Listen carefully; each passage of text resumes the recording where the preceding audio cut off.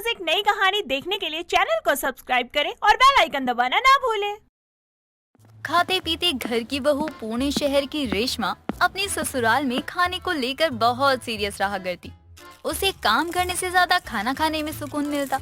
ऐसे ही एक दिन रेशमा सुबह उठकर खुद से कहती है, सुबह के 7 बज गए और अभी तक मैंने कुछ खाया नहीं, इसलिए मैं सोचूं मुझे भूख सा क्यों महसूस हो रहा है।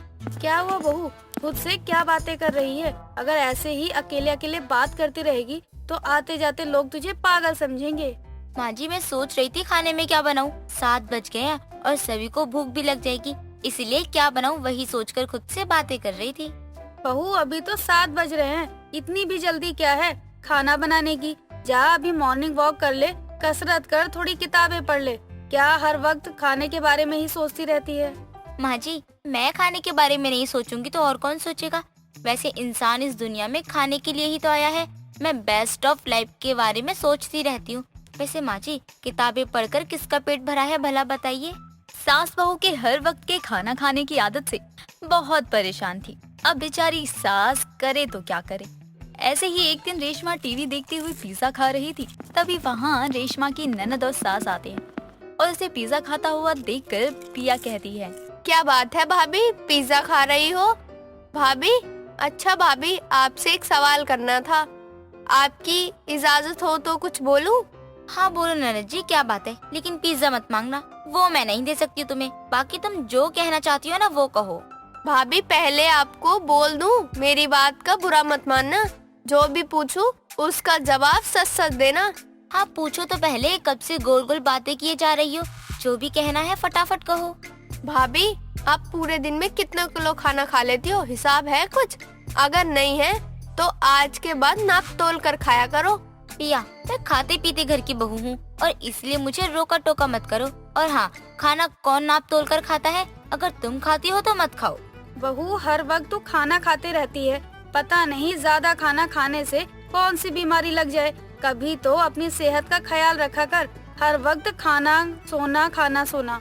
माँ जी, खाना खाकर थक भी तो जाती हूँ ना, इसलिए सोती हूँ। अब आप दोनों मुझे डिस्टर्ब मत कीजिए, अभी मेरा पूरा फोकस पिज्जा खाने में है। माँ जी, भाभी, आप खाना थोड़ा कम खाया करो।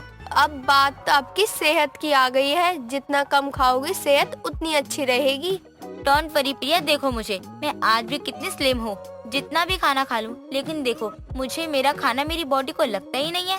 रेशमा की बात सुनकर पिया हैरान रह जाती है और दोनों माँ बेटी वहाँ से चली जाती हैं। ऐसे ही कुछ दिन गुजरते हैं, फिर भी रेशमा का खाना बंद नहीं होता और अगर कोई गलती से उसे खाते हुए कुछ पूछ ले तो वो खाते पीते घर की बहू कहकर आगे बढ़ जाया करती। एक रोज शाम के समय जब विक्रम और रेशमा बाहर जाकर पानी पूरी खा रहे होते हैं, तभी उनकी पड़ोसन कमला आकर कहती है, क्या बात है रेशमा, अभी तो तुम मेरे सामने बिरयानी खा रही थी और अभी गोलगप्पे खा रही हो। तुम्हारा पेट है या कोई खेत, मोटी कहीं की।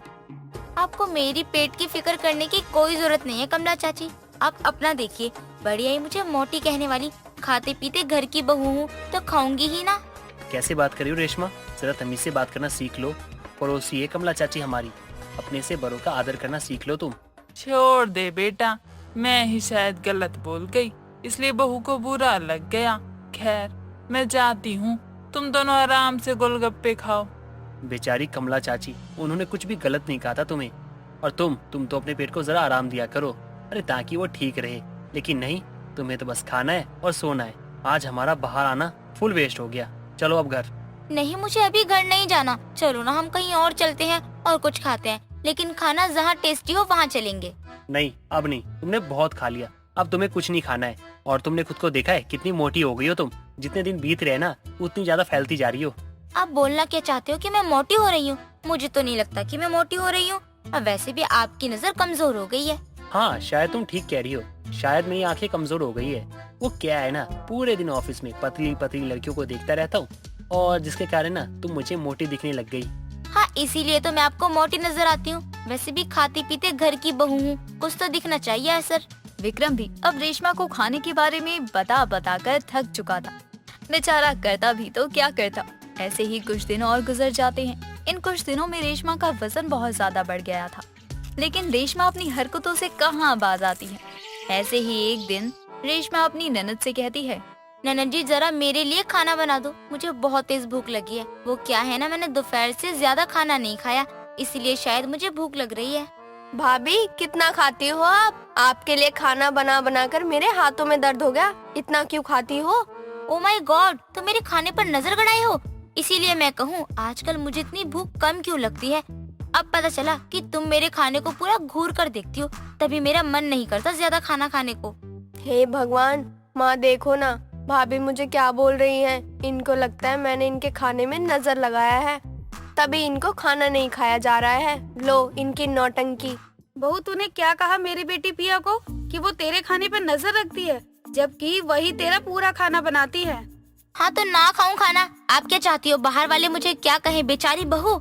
लेकिन मैं चाहती हूँ सब मुझे देखते ही कहना शुरू कर दे, ये देखो ये होती है खाते पीते घर की बहू। मुझे मत बता तेरे खाने का शौक। खाने के पीछे तू इतना पागल है कि अगर तेरा बस चले तो तू पूरे दिन खाती ही रहे। अब तो इतनी मोटी हो गई है, तुझे देखकर कोई भी यही कहेगा कि खाते पीते घर की मोटी बहू। सास के इतना ताना मारने के बावजूद रेशमा अपना खाना खाने की आदत नहीं छोड़ती और ऐसे ही दिन बीतते चले जाते हैं और अब सभी लोग रेशमा को कुछ कहना ही छोड़ देते हैं। जितने दिन बीतते हैं रेशमा मोटी होती जा रही थी। रेशमा को जो कोई भी देखता मोटी कहकर बुलाता। तभी रास्ते में कमला रेशमा से कहती है, क्या बात है मोटी बहू, आजकल खाना खाते हुए दिखती नहीं हो। कहीं घर का खाना तुमने पूरा खत्म तो नहीं कर दिया? कमला चाची, मैं आपको मोटी किस जगह से लगती हूँ? मुझे देखकर सब खाते पीते घर की बहू कहते हैं, मोटी नहीं। देखो अब क्या जमाना आ गया है, मोटी को मोटी बोलो तो बुरा लगता है और खुद को खाते पीते घर की बहू मानती है। कौवा चला हंस की चाल। हाँ, कौवा किसको कहा आपने? खुद को कभी देखा है आईने में? सूखी लकड़ी की तरह दिखती हो और आप मुझे कहती हो। सूखी लकड़ी की तरह नहीं हूँ मैं, मुझे देखकर सब फिट कहेंगे। तुम्हारे जैसी मोटी नहीं हूँ, बड़ी आई खुद को खाते पीते घर की बहू कहलाने वाली। देखिए अब आप हद पार कर रही हैं। आपको क्या लगता है कि मैं आपकी तरह फिट नहीं बन सकती? देख लेना, अब तो मैं आपसे भी ज्यादा फिट बनकर दिखाऊंगी। सपने मत देखो, पहले अपना खाना खाने की आदत को तो बदलो, फिर जाकर हमारी तरह फिट बन जाना। देख लेना, जब तक मैं फिट नहीं होती तब तक मैं किसी से कुछ नहीं कहूँगी। अब देखना मैं अपना वजन कैसे कम करती हूँ, फिर सब मुझे देखते ही रह जाएंगे। लेकिन मैंने इतनी मेहनत से अपना वजन बढ़ाया था ताकि मुझे हर कोई ये कहे कि ये खाते पीते घर की बहू है। अब तो समझो मेहनत बर्बाद गई। रेशमा अब हर रोज 7 बजे उठकर योग करती और खुद को फिट करने के लिए बहुत मेहनत भी करती। ऐसे ही दिन बीतते हैं लेकिन रेशमा में अब भी कोई सुधार नहीं आता। अब खाते पीते घर की बहू बनने के बाद इतनी आसानी से वजन कैसे कम होगा। दोस्तों, अगर आपको ये कहानी पसंद आई तो इसे लाइक करें, शेयर करें और कमेंट करके बताएं कि कहानी में आपको सबसे अच्छा क्या लगा।